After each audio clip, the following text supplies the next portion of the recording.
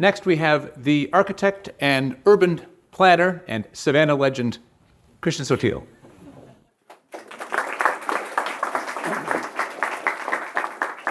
Thank you, Stephen, and it's certainly an honor to be here. I feel like what I wanted to talk about today really could just be summed up in one word, and it's a word I'm obsessed with, and it's a word that resonates deeply with the Ralston enterprise, but that word is beauty. Beauty. We need to talk about beauty loudly, openly, and often, more than ever. So I've come from the practice side. I appreciate being part of this practice panel. I'm humbled to be here. I'm actually kind of in the right order because architecture usually comes last in this conversation. But I will. What I'd like to do is just share some observations, things I've learned in the course of professional practice as an architect, as a town planner. We're involved with the making of places, and I think I've come to realize how profoundly important place is.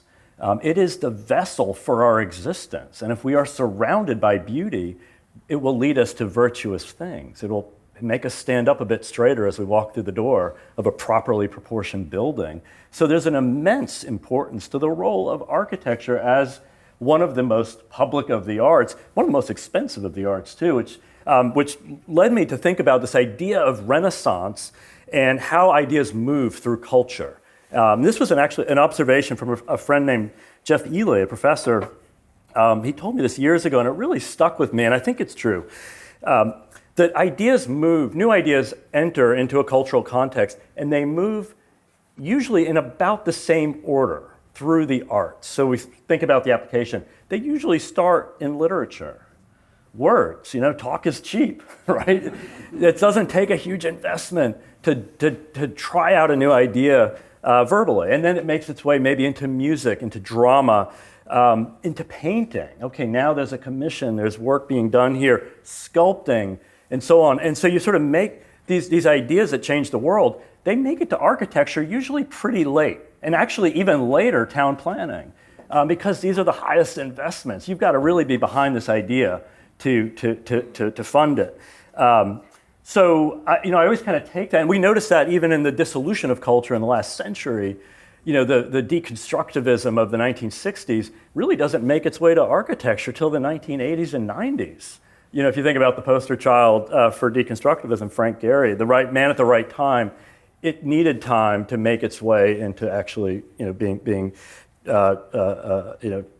proven in the built environment. So it's a long process, but how do we short circuit that process? I think that's what we're all really keenly here to talk about.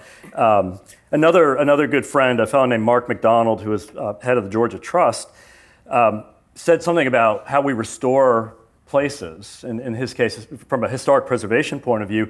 But he said, Christian, it takes as long to fix something as it did to break it.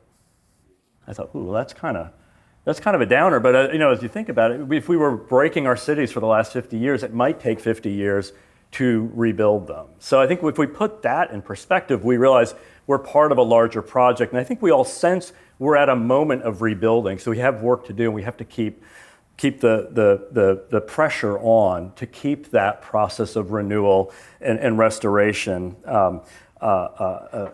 moving forward. But how do we accelerate it? I guess that's what I'm interested in. We're all here at a time. We all have work to do. How do we, knowing that these things can happen, sequentially, how can we speed them up? So when we look at where this has happened before, previous Renaissance projects, and where we've seen that, it seems like there is usually an alignment of artists, thinkers, and patrons. I mean, that's it. I actually spent a lot of time growing up in Florence, Italy, and so there clearly you see, the enlightened patronage of the Medici, and you see this sort of alignment with an artistic and a thought culture there, or maybe in Vicenza, where Trissino, this leading humanist, is patronizing Palladio and taking the stone carver and elevating him to give a much larger voice, or maybe the Vienna secession with Otto Wagner et al. Sort of reacting against the machine of the industrial world. So these are all very definable places, and I think that's interesting. We go back to those those places where cultural fusion is happening, they are places. They're not happening online. I appreciate you saying that. I think they happen in definable places where these ideas are sort of melded and built together with this dialogue that reaches across the spectrum of philosophy, theology, and the arts.